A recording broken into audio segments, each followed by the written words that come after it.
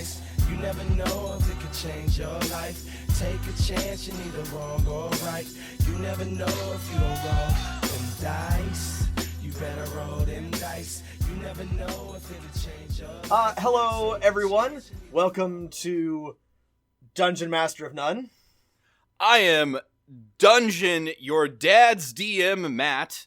And I am Dungeon Rocking the Casbah, Rob. I was going to go with Dungeon Immovable Rod. Kind of dropped the last consonant. Matt, the immovable mobject. Anyway, you're listening to an actual podcast about Dungeons and Dragons. And today we've got something, pretty standard actually. We have a lot of mail. If you have written to us and we have not responded to you, as always, I'm sorry. Matt's not sorry. Matt has a strong opinion on this, but I am sorry. I don't care, but we will have some really good Dungeon Master advice for you, even if it's not your letter. Hey, Rob, how's your games going? What's the state of play? Can I be honest with you? Can I get real with you? Sure. Imagine, listeners, that I have turned my chair around and I am sitting backwards in it. The truth is, Matt, that I was suffering some pretty serious DM burnout. And so I have put both of my games on hold for, the foreseeable future. Probably maybe the summer, but maybe not that long.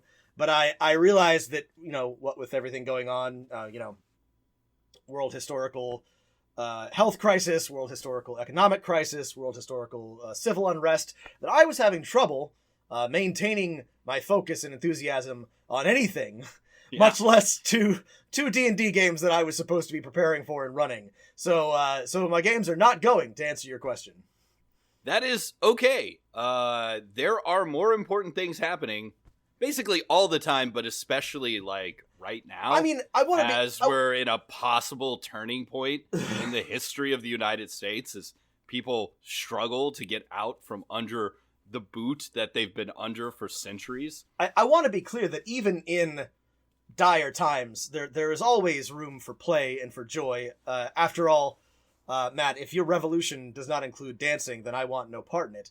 But it's also okay if you don't have, like, for example, if you are somebody who is a dungeon master and has to do preparation and, maintain focus and run the game, if you don't have as much energy as you used to do for those things. So I really enjoyed my games and I'm hoping to get back to them, but I just realized that I was not going to be able to stay on top of them and focus, and I was feeling real burned out. So that's okay. Hiatus. We need bread and rose playing games too. A choke on my beer. Rose playing games. The DSA rose-playing caucus. Oh, no. I was also feeling a lot of burnout, but, like, I had more limited space to, like, I don't know, get out and do things. So everyone has to make their own decision. I doubled down and, like, over the last week played a lot more role-playing games. Here's a suggestion for everyone who hasn't tried it yet. For over your Zoom or Skype calls or whatever, I have found that really simple one-page games have been really a lifesaver for me. They don't require more than 10 minutes of prep, and they're lots of fun. Things like Honey Heist, Lasers and Feelings, or All Out of Bubblegum, which I've played all three of in the last week. Super easy, super fast. Game could be an hour. You're done. No prep. Yeah. Dungeon Master, no prep caucus. I have actually, one of the things like I'm probably going to do is put my long-running games on hiatus, and then I might grab some one-shots or pre-made modules, something that doesn't require quite as much thinking or preparation. Dude, try Lasers and Feelings. Get wacky with it. I very well may. My characters have one stat. You just need a 6-sided die. It's a one-page game. Yeah, I will probably do that after I have recovered a little bit. But yeah, if you are having trouble with focus, and this is a thing I have to remind myself of, is you can do something else. You can play a different game. You can take a break. You can run a one-shot. It is okay to take a break. I hope they don't listen to this, but I was sort of hoping that one of or more of my players might step up and run something for a few sessions. Come on, wait. But that's okay. It's okay that they haven't. It's a lot of work for everybody. But anyway, so that's where we're at. Yeah, you always expect when you're like, hey, yeah, everyone, I really need a 1 month break from Dungeon Mastering. That someone would be like, oh, great, I've been working for 6 months on something. Yeah, that's a 1 in 20 chance. It doesn't happen as often. But you might get a critical. Yeah. Doesn't happen as often as you'd like. So we're gonna do some oh wait.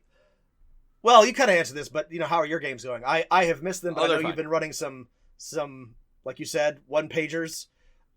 Some noir mystery, which is tough because nothing happens in noir for a really long time, and you don't understand what's going on until the very end. So that's a tough one. But I think it went well. Just something to keep in mind. You got to add interesting things in because everything's boring until the last 30 minutes. Yeah. But that's noir. Okay, so we're going to answer some letters and hopefully have some useful advice for you. Okay. Again, sorry if we missed your letters. We're going to do our best to work through them. We just got an email. I wonder who it's from. All right, Rob, you want to take us away with our first letter? Sure. So this one's from way back when we talked about initiative, and we got some pretty cool responses from that. A lot of you are very clever when it comes to doing initiative, and so we wanted to read out some of these. So this first one is from Russ, and Russ writes, "Thanks for the discussion on managing initiative and various options around that. I wanted to add some additional thoughts that might be useful for folks. One thing I've been doing for a while now is having initiative pre-rolled. When the group is in role-playing mode and things go poorly, I just start calling on them for their actions in initiative order as we slide into combat. Once things are settled after combat and we're ready to transition to the next scene, we roll it up again. Perfect. For visibility, we've traditionally used some magnetic components I made on a magnetic dry erase board.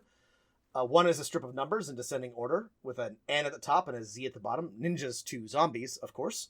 And the rest are magnetic. I've never heard of that. I like it. Ninjas go first. They're fast. Zombies last. Okay. Slow. All right. The rest are magnetic strips with characters' names printed on them. Russ sent us a picture of this, and it's awesome. I think it's okay cool for us to share it, so we'll post it. Not having to write or erase saves a lot of time and hassle. And then there's one last piece of advice that Russ has, which I think is just top notch. I'm a big fan. Right now, while we're playing virtually, I have a scripted Excel workbook that can reset the list, randomly rolling any NPCs, or sort the initiative with just a button, saving a lot of time and hassle. I love this idea. I think it's great, especially if you're playing virtually. He keeps that visible in a screen share for when it is needed for everyone to see. Thanks again for the great thoughts and analysis. Have a better one, Russ. Russ, this rules. Thank you so much for sharing. These are both great ideas. You are more organized than I am, by far. Yeah, they're really, I feel like people are afraid to do pre-rolled initiative. You're like, oh, my players are gonna game the system. I'm like, this game is about gaming the system half of the time. Yeah. It's okay that they know that the wizard is gonna go first in the next combat. Mm-hmm. It is totally fine. In fact, there is nothing better than knowing. You can have it pre-rolled. I love this idea. The only thing that I think that might not be as enjoyable is that there's a certain tension and drama when you're rolling right as battle happens, but I would happily trade that for being able to just jump into the battle much faster, especially if you have something like this Excel spreadsheet or chart set up so that you can just start fighting. That's what you love to see. Does it spark joy? Does you saying roll for initiative spark joy among your players? If it doesn't, and if you notice it takes just an insanely long time, get rid of it. Get rid of it. And to be truthful, a lot of the time it does not spark joy. A lot of the time my players groan with when it comes time to do combat. So thanks, Russ, for writing. Rob, don't forget to not click while you're talking. All right. I'm sorry. It's okay. I'm just trying to keep. I'm trying to be like good data discipline here, Matt. I'm moving it to the answered column. You are moving it to the answered column. I see that. That's good. We got to stay organized. Got to stay organized. Like Russ. Like Russ. Thank you, Russ. Okay, here's another initiative one. This one's from Jeremiah. Dear Matt and Rob, noob DM here. Recently, I listened to the episode where you were discussing initiative. While I currently just use the regular 5e rules for this, both for myself and my players to just keep track on their own, I have used a different method when I run, and occasionally do run, fate games. Not faith games, fate games. It's called dramatic initiative. The way it goes is is like this, starting with whichever character makes the most sense in the scene, and then that player NPC picks the next most logical person to go next. Every person NPC must take 1 turn per round, and you can't take more than 1 turn per round. Once everyone's taking a turn, it's back to the first person. It seems to me that this works well for creating a dramatic narrative, but I'll let you be the judge. Do you like it, Rob? I do like it. Well, I mean, I have also I've played in Fate games, and I like the Fate system. It's a light system, but I generally like it. And I love the idea behind this. It's just that I have found, and maybe this is just years of conditioning, but that D&D players tend to be, listen, there are 2 axes of role-playing games, right? Imagine a chart with a y-axis and an x-axis, and there's I don't know. I can picture the x-axis, Rob, but I'm having trouble seeing the y. There's drama nerd and there's math nerd, right? Sure. So D&D, in my experience, tends to be math nerd, high up there. Yes. Fate tends to be drama nerd. And so, you can expect your dramaturges, your theater kids to behave and get along and mostly cooperate when it comes to something like dramatic initiative. But I have found, and again, maybe this is conditioning and just like years of D&D trauma, but my experience is that D&D players want to know who's got the biggest numbers, and they want to know exactly when and why. So yeah. I love the idea of dramatic initiative. I'm skeptical of how well it would work in D&D. I think there's no problem using it in D&D. Me personally, right? I've played enough Powered by the Apocalypse games or any other system that just like doesn't have rules for initiative, and this system right here works fine, even if it's like something even more open end with just like whoever wants to or feels it's appropriate goes first, right? And then if no one speaks up, the dungeon master will go ahead. But now I'm also thinking, so if you have x-axis math nerd, y-axis drama nerd, could we add a z-axis, which is dungeon master like initiatives to basically no dungeon master initiative / no dungeon master list games, and you could plot all role-playing games on a 3-dimensional space? I mean, yes, but I'm not smart enough to plot that. If you know how to plot a scatter plot on a 3D plot, yeah, if anybody can show us a three-dimensional chart, please tell us how to do it so we can place all games on. I guess we could do one of those. We do like a political compass. No, wait, no. We need it. We need it. Never mind. No, it has to be 3-dimensional. It has to be 3-dimensional. 3-dimensional.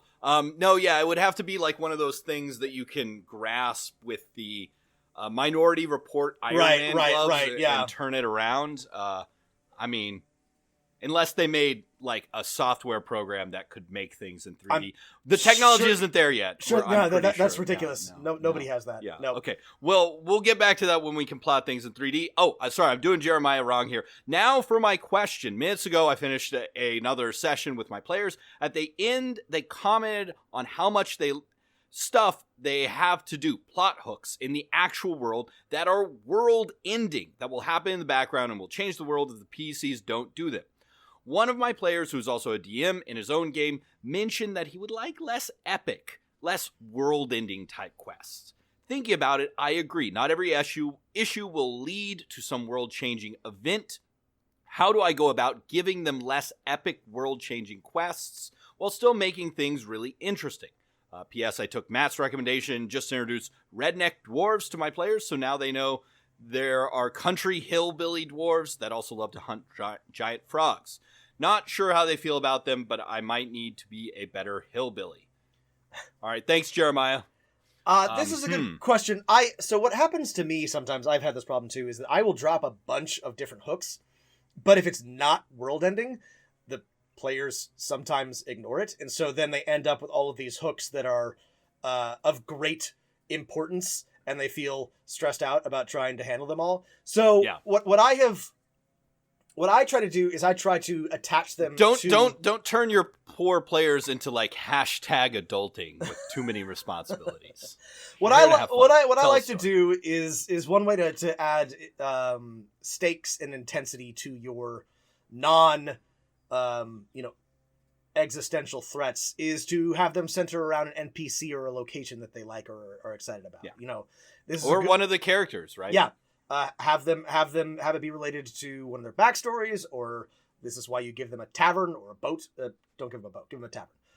Or have them make friends with a tavern keeper that they like, or any number of other NPCs, or things that they can get attached to that will also then motivate them to and interest them, right? So that they know that it's important or they should care. Yeah. And this is tricky. It's easy. It is tricky. It's easy to be like, well, the world will end if you don't do this, so I guess we're doing that thing. We don't really have a choice, right? Yeah. Yeah. Listen, Rob, you get what I'm saying here. Your game has become Star Trek Picard, right? when you want to be players, you want to be Star Trek Voyager at best, right? Or just the original series or the next generation, right? You're in the later seasons of Deep Space Nine. Everything is revolved around this one big plot. There's a space monster that's going to blow up the entire galaxy, and your players want something like lower stakes than that. Watch some episodic TV, right? Before TV became what it is, when there was plots that were resolved within an episode. Go back to the classics, too, right? We love our classics here. A crashed spaceship near the player's home. That's not world-ending. It is interesting, though. There's a haunted house. There's a serial killer. People are turning up dead in the streets, There's a spy discovered in the political organization the players are next to. They're on trial. That's a good one. Speaking of Star Trek classics, there's a trial that they either have to participate in or adjudicate.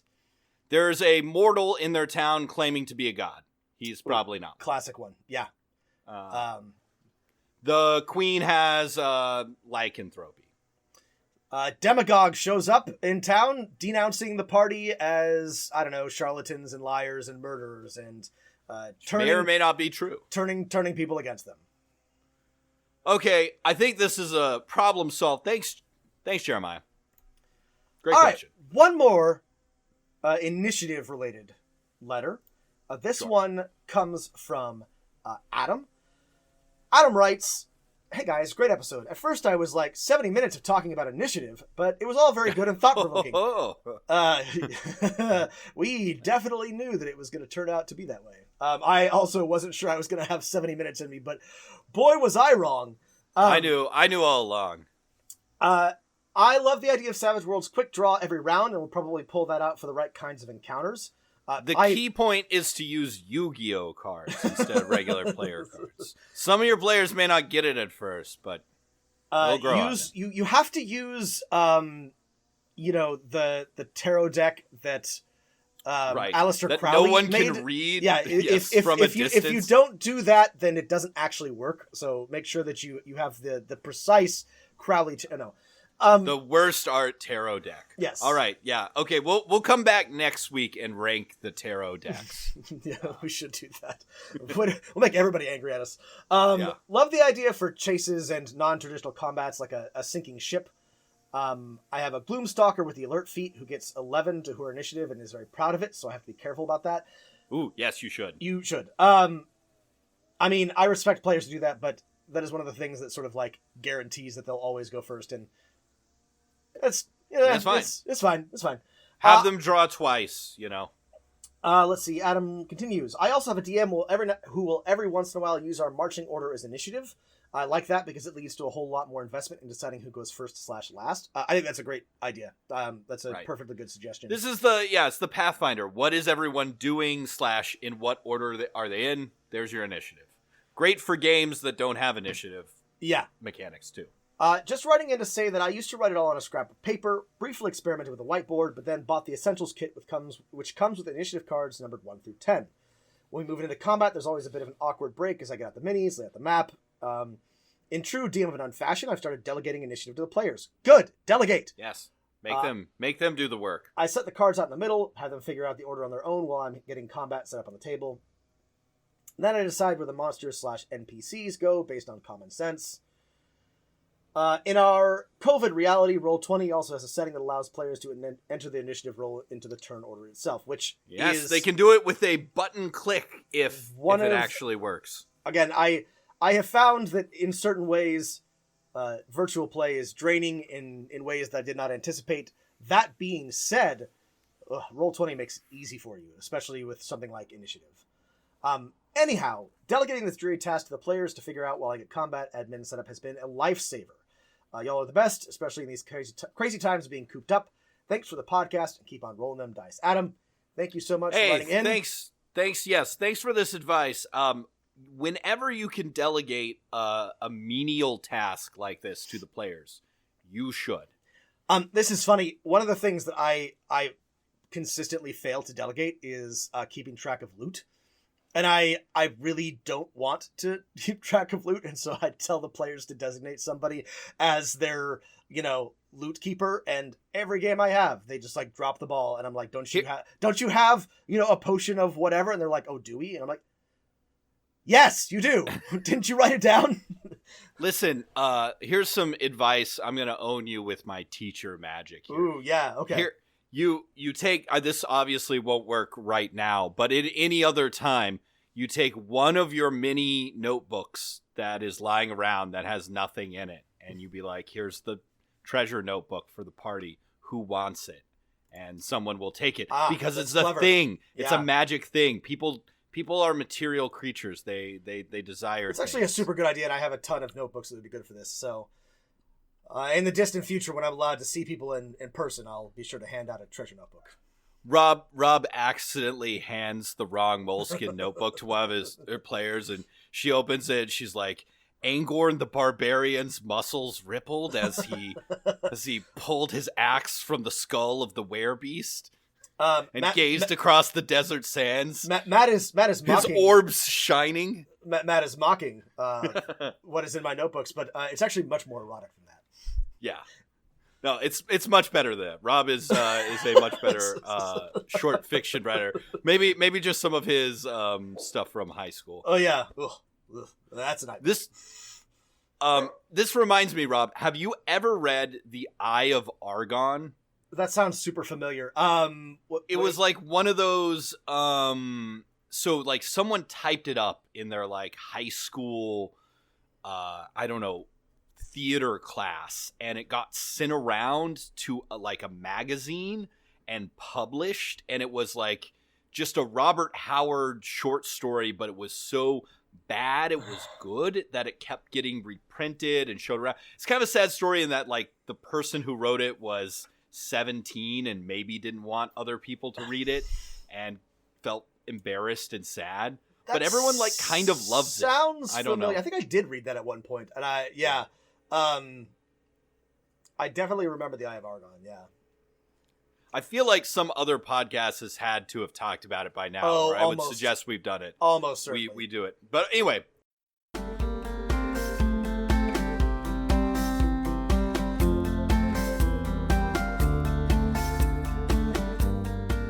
Here's our next letter, Rob. Hey, I recently found your podcast on Spotify, and I'm loving it. I'm listening from the start, and I just finished your episode on Edition Wars Gatekeeping from February 20. Probably weirdly late to be throwing in my 2 cents, especially as someone who's only been playing for a year. It's never too late, Georgina, to write to us about the Edition Wars, which it's a Cold War, but they're never really over. Yes. We always need more recruits for the fresh meat for the grinder. Yeah, send you straight to the front. Just because nobody's clashing right now doesn't mean that the war is over. I've talked to a bunch of old school D&Ders and heard you guys and others discuss previous editions in a variety of contexts. I think there's one aspect of 5th edition that seems to be somewhat overlooked when people are debating why it's so popular. It's very character friendly. From what I've been told, it's generally much harder to permanently die in 5e, and the game isn't really set up as a DM versus player or with the intention of people dying a lot. From what I can see, that then encourages players to get much more emotionally involved with their characters because they start playing with the expectation that this character could last them years. I think, alongside tech advancements like streaming, podcasts, etc., that's one of the reasons why actual plays have become so popular, because people can get involved in the characters and with relatively basic D&D knowledge can enjoy it. I think it means 5e appeals to and keeps the interest of people who aren't just there for the crazy stats and game-breaking magic, but who are there truly for a collaborative storytelling experience. I know it's why my partner and I got so immediately sucked in. And while I agree that WotC in some ways got lucky with the timing of 5e, that means actual plays, etc., making D&D more accessible, they also designed a game that both mechanically and thematically seems to be easier to get into for the sake of your character and their story. I think that's a big part of 5e's appeals. Sorry for the rambling message, just wanted to point out and maybe hear your thoughts. Thanks, Georgina. Georgina, this is a good point. And I think we had discussed how, I think maybe the word that we had used in the past was that 5e is more forgiving. And I mean that in a good way. It's interesting. I have killed 2 players in and I've been DMing 5th edition for 5 years now. I think I killed a dozen players in the previous 2 or 3 years of third edition of gaming, and so that's a good point.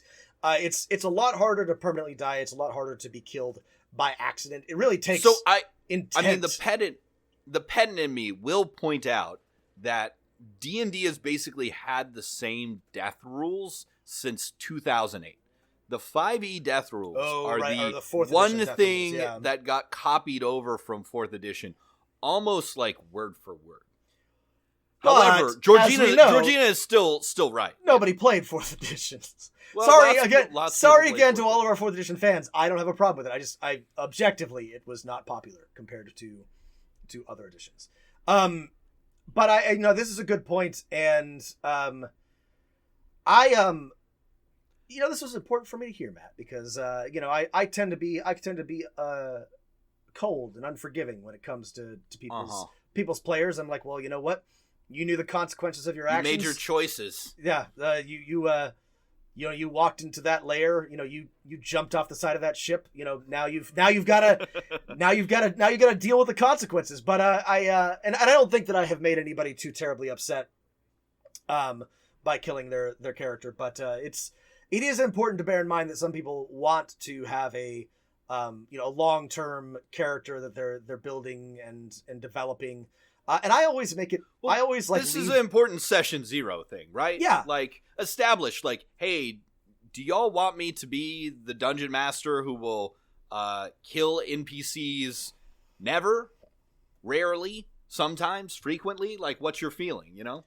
Here's the thing: is that I also, 500 gold pieces is not an insurmountable sum. So, if players really do want to hang on to their low-level characters, I always have a NPC or an option, or they can take out a loan or something and go and get their buddy raised from the dead, so that there'll be someone who will give them the extra cash. Yeah. Though it's funny, one of my players, I did end up finding a way for them to rejoin the party as the same character, but they got disintegrated at level 3, which was extremely lucky. It was a very bad roll against a very unlucky or a very lucky undead beholder. It was like a 1 in 6 chance, 1 in 6 chance to roll the disintegrate I-beam, followed by a 50% chance to fail, and everything went wrong for that unfortunate player who got disintegrated at a very low level. Yeah, that was. Sometimes you put in the 3-way parlay of winning the tip-off, double-digit points and rebounds, the Celtics winning. But sometimes it happens. That's right. Sometimes that's how you win. I would say the only thing I can add, since you did ask for our thoughts on this is that while I think Georgina is correct, we should not discount the sort of changing meta way that people have been playing RPGs in general. And this goes back way before 5th edition, right? And the innovation of more permanent characters or more forgiving rules to keep your characters alive did not come from WotC or D&D, right? They're just always playing catch-up, right? Mm-hmm. There's been games really since the late 80s, but really in the 90s and aughts that are like, hey, your characters are your characters, and they only die if you want to, or, you know, they can only die under these specific circumstances. Yeah, and this is well known to us grognards, but I feel like Gygax would have been just fine if every character was like the fighter or the wizard or whatever. Like they didn't, I'm not sure, especially in the very early editions of D&D, if he was particularly attached to the character part of it, and it was more about the sort of tactical, you know, abilities that each archetype brought to the field. And as Matt has correctly pointed out, other games have been like, oh, what if you actually had a character who roleplayed and we, yes. you know, developed over time. And I shouldn't put this all on developers. Like, a lot of this came from people who played D&D and had the same thoughts and feelings that you did, just with maybe a less forgiving rule set. And they were like, hey, well, what if these characters were, you know, living, you know, embodiments of something that we wanted to bring to life, and they get to stick around, and them and the DMs way back when were like, yeah, let's make sure that they don't die. They don't start with 1 hit point. Yeah, et cetera, right. et cetera. Let's make it so it's not possible to have a level 1 wizard with 4 hit points that can be instantly... Or 1 hit point. 1 hit point. Who can be instantly killed by an errant gibberling whack or, you know, goblin arrow. And, I mean, and people who are not a fan of 5e's still fairly deadly rules, who are like, I want a more deadly game. You know what? That is fine too. D&D is still the deadliest, you know, of any. Yeah. No, that's not true. But of your mainstream games, it's definitely like extremely deadly. You know, it's much harder to die in most other games. I guess Savage World's more deadly than either you or I thought it would be. But Savage World's also just like very swingy. Like, you will never die.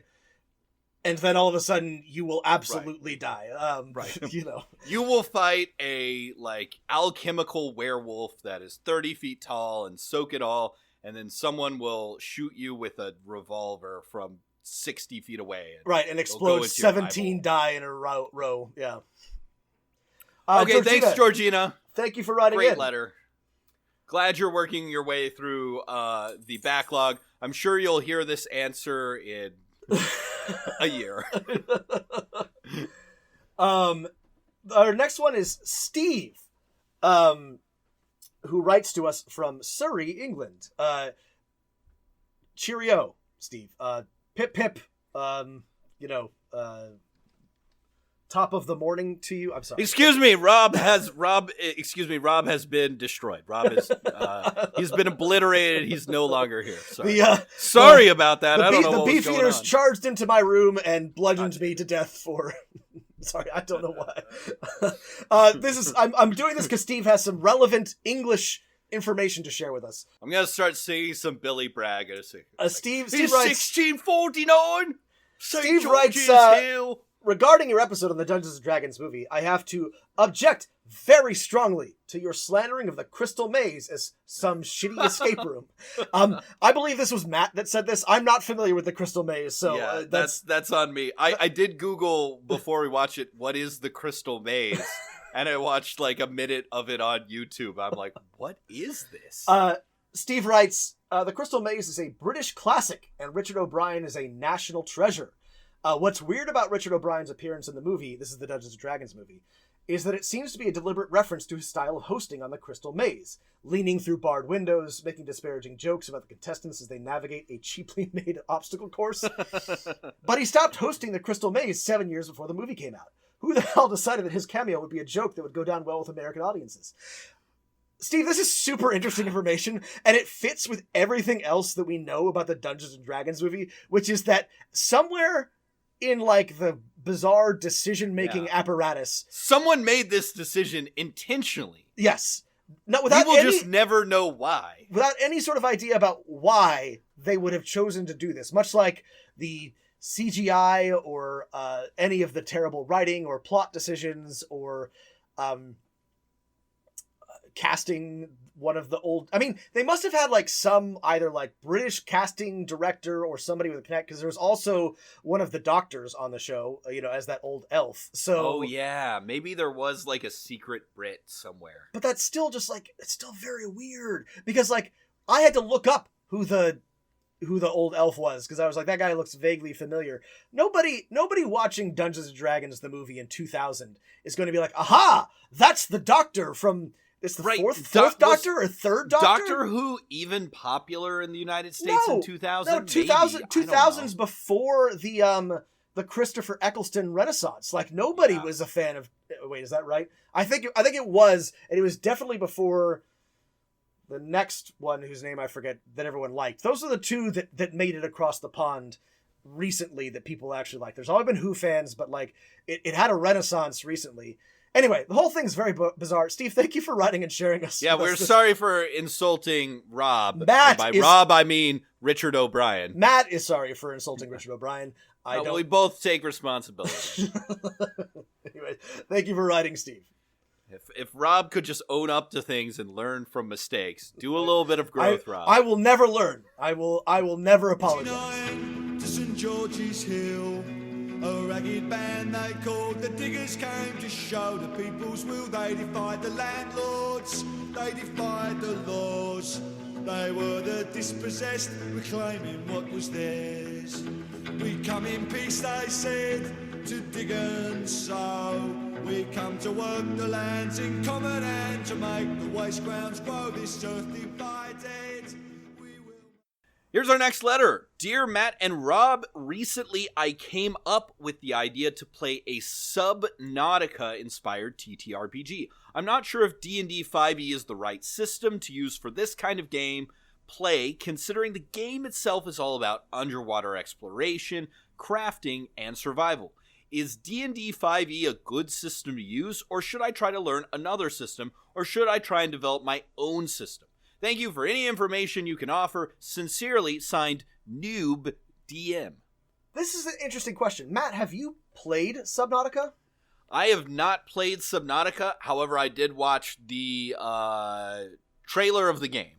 I have also not played it, but it's on my ever-growing backlog that I'll never get to because I just play more EU4 instead. But it looks really cool and fun and creepy and underwater, and I think I understand the basic gist of it. So this is the idea is like you're a survivor of a crashed spaceship on an oceanic world, and you gotta just explore. It's cool. I really want to play it. It looks really neat. And this is an interesting question. So Matt, I'm interested to hear your take on this. I think that the answer is probably no. That D&D 5e is probably not the right system for this game. The question is, what would be a better system? I have some thoughts. I think my first question... Let me say one thing with absolute certainty, though, is do not make your own system. Or if you must make something, just heavily modify an existing one, but take it from me and from Matt and from everyone we know. Don't try to build your own from scratch.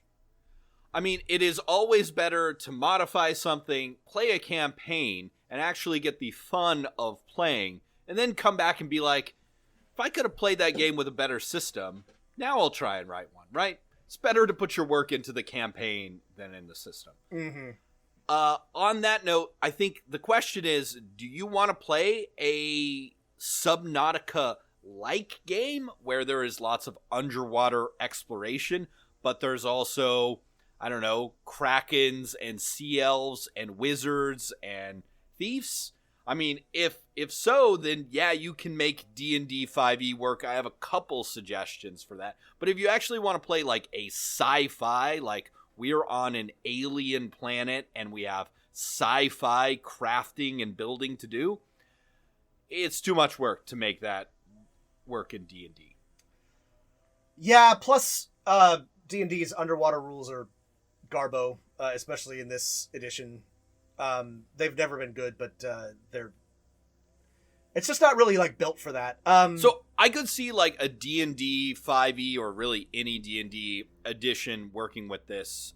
If it was like, all right, you're shipwrecked on an island. First, you explore the island. You know, to get off of it, you've got these signs that there's this underwater civilization nearby. How are you going to get there? Oh, okay, we're going to, recover. In the tomb, it says there's all these bottles of infinite air that we can use to breathe or something. And then we're going to go underwater and then explore that. Like, if you want to make it a D&D campaign, I think you can. Mm-hmm. The underwater rules are still garbage, and I think it needs to be put out to all the players. You have to be okay with that. Like, don't play an archer. You will be sad the entire campaign, right? Yeah. If it were me, I would take a look at one of the many broad, like, modifiable rule sets, something like Savage Worlds or GURPS or anything with, sort of like a base framework that you can... the Savage Worlds sci-fi stuff is fine. Is pretty good. And I would probably... I would also say, sorry, before I forget, also sci-fi wise, Stars Without Number is mostly about exploring new worlds, but one of the expansions has stuff about, exploring a single world, and there's no reason why you can't focus a campaign on that. I don't know, I can't remember, I don't think it does crafting very well, but I know it's good for sci-fi. But that's a good suggestion, because that is about exploration, and it would be fun and pretty easy to hack that to be underwater rather than in space. But something with relatively loose rules, like Savage Worlds, where you can sort of like make up some of your own stuff for underwater specific and borrow and pick and choose, I think would probably be better than 5th edition for sure, especially if you want it to be at all sci-fi. I have one final recommendation for this, which is Perilous Wilds, which is a pretty cheap expansion for Dungeon World. Is basically, hey, do you want to have a Dungeons and Dragons like campaign? Excuse me. Do you want to have a Dungeons and Dragons like campaign that focuses on exploration and survival? Here's the rules for that for the Dungeon World system, which is, of course, freely available as an SRD. So that might be my recommendation. I mean, this is a good opportunity for you to poke around and take a look at what exists. Do a little bit of research. It sounds like you've got a cool idea. This sounds like a fun campaign that I'd like to give a shot at. But do some research, figure out what you're interested in. And if you had to make it work with 5e, what would you do? I mean, is there anything you would do? I would write some more underwater rules. I would write rules for underwater combat that that acted as if it was something that mattered. But you could make it work. Yeah, some new weapons that players could discover later on, or something like that. The thing is, it would work. It's not like you can't make it work. It would just feel weird. Yeah. I just think it would feel. I think you would notice pretty quickly that it's not designed for that. Honestly, if you want to, for example, be like, hey, in our session 0, this is a game of underwater exploration and survival. Y'all are crash landed on an alien world, or teleported to a island in the middle of nowhere, and you've got to figure out what's going on and find your way out with that theme of Subnautica. That is fine. Make sure you telegraph that to your players in session 0, and you may find that everyone's like, well, yeah. I'm cool with being one of the 5 species that has some ability to breathe underwater. Yeah, I would also be as part of whatever got them there, everybody has just a charm of underwater breathing, or even better, a charm of underwater breathing and swimming. The equivalent of a cloak of the manta ray. So everybody has a swim speed and can breathe underwater, just because otherwise it's going to be a huge pain. That's how I would hack this for 5th edition. Right, or really set up in your sort of campaign flow chart, concentric circles of exploration. The first part they have to explore is in the shores and shoals, where there is minimal swimming, that would work, yeah. and you never have to hold your breath for more than a minute or two. And then once they find the cloaks of the manta ray for everyone in the party, or maybe tier 1 is something that lets them breathe underwater. Right. And then tier 2 is they find the cloaks of the manta ray. Tier 3 is they find that flying underwater ship. I guess that's just a submarine. But yeah, you get what I'm saying. Yeah. So yeah, this sounds like a cool idea. It's a fun idea. I love the idea. I've never done a full underwater campaign, but I have often done like underwater sessions or underwater segments, and those are always fun. Now that you mentioned it, I'm kind of like into this idea, and I want to do a little bit of tweaking myself and see if I can make this work or do some research, because it would be fun to do a purely aquatic campaign, but one that takes place under the waves. Noob DM, we will leave you with the words of the poet. There is water at the bottom of the ocean. Also, that's where it's better, down where it's wetter, under the sea. You got a good idea, Noob DM. Thank you.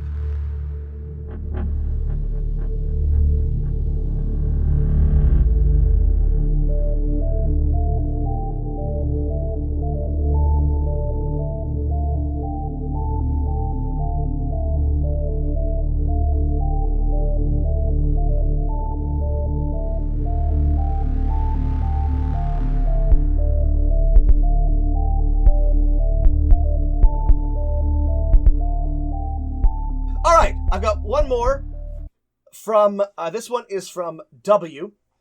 W writes, Comrades, last summer, while fighting a fire in Northern California, my crew had to pull a 30-hour shift in order to attempt to save a town. The culmination of the night was starting a backburn using drip torches in an attempt to counter the wildfire that was screaming towards us. Yes, screaming. Wildfire through grass components with the right wind can make noises roughly akin to a soul attempting to escape some warped form of planar torture, and when you haven't slept in a day or two, the exhaustion-addled mind can easily become spooked. Jesus Christ. Holy shit. To summarize, our controlled fire slammed into the road fire, and they were both snuffed out. For some reason, after 16 years of not having played D&D, my first thought was, is that what would happen if two equally powered wizards launched Fireball at each other at the same time? This is William's question, and we're going to come back to it, but I want to finish this letter before we God damn. The next day, while attempting what a great letter. This top tier letter already. Yeah. The next day, while attempting to sleep through the heat and failing, I looked up D&D podcast and stumbled upon yours. For the rest of the summer, your pod was my companion all over the West, and even during some time fighting fire in the tundra. During the winter, I listened to the rest of your archived work while training for the summer, and it is with great sadness that I finished the last one today. My season starts on Tuesday, so the timing worked out perfectly. Anyway, this is a rambling email. But I wanted to thank you both for sharing this podcast and reminding me how much I loved D&D. I started playing after the fire season and DMing as well. My wife, who was charmed by the fact that her chewing tobacco-loving, chainsaw-using husband started talking about kobolds and the failures of fancy and casting. Listened to the pod you did on consent and wanted me to also give you her thanks. Well, thank you very much. Parting words, Wildland fire crews are very similar to adventuring parties. Hotshot crews have 20 people that break into 10-person modules. Among those 10, you have the Sawyers, fighter and barbarian types, the medic, cleric/paladin, squad boss, something akin to your warlord class, etc. No Pasaron, W. Thank you so much for this letter. An amazing letter, and this was so interesting, because one of my best friends in the world and my old roommate is a wilderness firefighter, and I thought that maybe this might be him trying to slip in, but I don't know that he has the patience, or he's a good writer, but he's also not married, and so I don't think that this is my friend Chris writing under an assumed name, but I because he and I talked so much about wilderness firefighting, I really greatly appreciate this letter, W, and yeah, so thank you so much for writing. This rocks. You rock. Thank you for doing a good thing. Thank you for fighting fires. I'm glad that we were able to ignite your passion. Now let's answer your question, which is a good one. And Matt I know has done some extensive research into this question about Fireball. Well, so I was thinking back to Fireball and its historical evolution as a spell, which originally with Lightning Bolt, Fireball and Lightning Bolt, where Fireball was a catapult and just a conversion from the chainmail miniature system for that. Didn't you have Lightning to do Bell, volume calculations? Like if you cast it in a dungeon? That was what I'm getting to next. Sorry. I will read you. Oh, that's a great segue. I'll go ahead and read you. In older editions, this was the actual ruling. The fireball fills an area equal to its normal spherical volume, 20-foot radius, same as it is today, roughly 33,000 cubic feet, 33 feet, 10 foot by 10 foot by 10 foot cubes. So you had to, if you cast it inside, it could sometimes basically take up the entire dungeon, right? And I was thinking, well, if two slam together, if they hit each other from equally leveled wizards doing it at the same time, that would mean that wouldn't they sort of block each other off so they would also get bigger and become half spheres with the same volume, but then an extended radius. I think that means they're... I can see it. I can see a ruling either way, that they impact and the two equal and opposite reactions cancel each other out, or they merge and create an even more powerful explosion, right? So, okay, so I don't know what happens if you throw a grenade at another grenade. Like, what happens if you shoot a rocket launcher and it hits another rocket in midair? Like, So, I mean, the answer is, like, something cool happens, right? Right. That is the answer. They cancel each other out and create a 10-round area of wild magic. Mm-hmm. Or, a permanent fireball that lasts a number of rounds equal to the caster level. Yeah. Or they merge into an uber fireball that blows back and hits both of the casters. Or it, like, creates, they cancel each other out, but it creates a rift to the plane of fire or something like that. I could see... I think it would be cool... This was purely flavor, but maybe one of your wizards or casters might be like, this is how I counterspell the fireball, right? I create an equal fireball designed to cancel out the, like a backburn, right? I have created this, fire spell to absorb and, cancel out, deconstruct the opposing spell. But now I want to create a sorcerer named Robin Backburn who wears like fireproof cloaks and is a master of fire magic, but is dedicated to counterspelling like rogue pyromancers. This is not the same thing, but I have long wanted to create a sorcerer, like a dragonkin or tiefling sorcerer whose whole shtick is just standing in the middle of her own fireballs. Or walls of fire, or, fire sphere, just dropping hellfire on top of herself, and, just being resistant to it or having absorption. But I also, somebody who's like a mystical firefighter whose only job is to counterspell or dispel other fighters or other fires from rogue wizards and pyromancers and whatnot. There's a more rare player class, the firefighter, who is just a rogue who lights fighters on fire. The fire. William, top three things that happen. Rift to a plane of fire, giant fireball, blowback, or area of wild magic. Here's the thing: if my DM were like, "Oh, you've cast a fireball at the same time in the same space," they cancel each other out. I'd be like, "Whoa, that's cool." I would not. I don't know that the rules support that, but I would support that ruling, I guess. In old editions, you used to be able to counterspell spells with that spell. But I think one option is you go back to Dungeon Master of None and listen to Rob read W's description of two fires meeting each other whistling through the grass. And read that for your players, because that was a beautiful description, W. I have one final comment, Rob, about our letter writer's mention of how a fire crew is like a party. Obviously, W, this is probably not what you want to do, because this is your life. But I did buy and find after getting this email, because my partner watches a lot of Station 19, which is basically a role-playing game drama about firefighters, and I'm sure all real firefighters hate it or whatever. But I found a Fate supplement, Worlds of Fire. It was only $15 for the PDF. That had rules for creating a firefighter party and adventure, and it seemed very episodic and fun. You dealt with fires, and then you dealt with your emotions. you love to see it. You love some fight fires and then emotions, as we all must do. Okay, thank you so much for writing, W. Thank you everybody who wrote us. We will get to some more letters as soon as we possibly can. Very soon. If you do have a letter or thoughts, please write to us at dmofnone@gmail.com. Add us on Twitter at dmofnone. Or you can call us. We got a couple voicemails to play at the Dungeon Master Hotline, 771-203-7764. Almost forgot. Thanks, everybody. Stay safe out there. Stay healthy. Fight the fires. Sorry, I forgot to mention, since our last bonus episode, there is another Black AF Roundtable by prominent Black creators in the TTRPG community.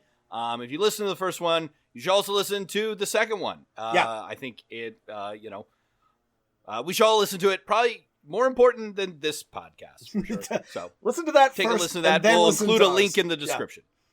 Yeah. All right. Thanks, everybody. Stay safe, stay healthy, and keep rolling them dice.